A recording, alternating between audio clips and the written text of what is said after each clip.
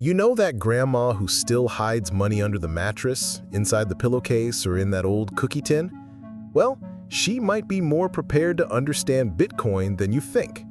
Because deep down, Bitcoin is just a digital version of that same ancestral fear, not trusting banks. The difference? Instead of storing paper under the mattress, you store numbers on a computer. But hold on, let me explain this properly. Imagine there's a magical accounting book, like that little notebook your grandma uses to track who owes what at the corner store.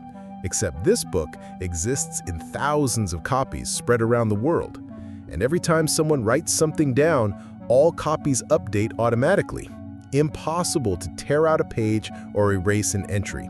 That's basically what blockchain is, the technology behind Bitcoin. A ledger that everyone can see, but no one can cheat.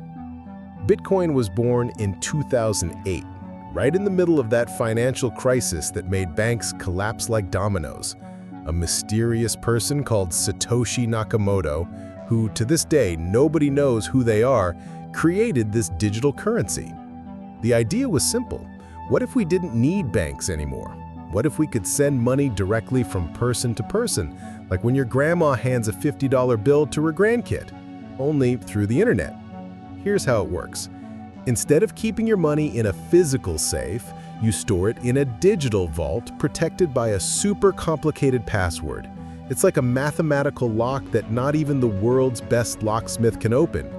Your grandma has the key to her mattress, you have the password to your digital wallet. The difference is nobody can break into your digital house. Unless you give away the password, of course. Want to hear a crazy story? In 2010, a guy bought 2 pizzas for 10,000 Bitcoins. At the time, it was worth about $40. Today, those same coins would be worth over $600 million. Yeah, you could buy the entire pizza chain and still have change. This shows how Bitcoin's value has changed.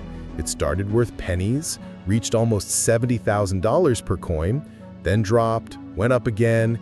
It's more volatile than a teenager's mood. But here's the danger. If your grandma forgets where she hid the money in the mattress, you can still search for it. Now, if you forget your Bitcoin password or throw away the computer where it was stored, it's gone. There are people who lost millions this way. A guy in the UK threw a hard drive in the trash with 7,500 Bitcoins. Today, he's paying to excavate the city landfill. It's the lost treasure of the digital age. Today, it's not just computer nerds who own Bitcoin.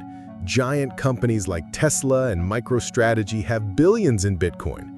Entire countries like El Salvador have adopted it as official currency. There are even whales, people or companies with so much Bitcoin that when they buy or sell, the price shakes worldwide. It's like if your grandma had so much money in her mattress that when she decides to spend it, the local bakery has to hire more staff. Grandma's conclusion. In the end, Bitcoin is the high-tech version of your grandma's instinct, having control over your own money. The difference is that instead of worrying about moths and humidity, you worry about passwords and hackers. And just like money under the mattress, Bitcoin can go up in value, lose value, or even disappear if you're not careful.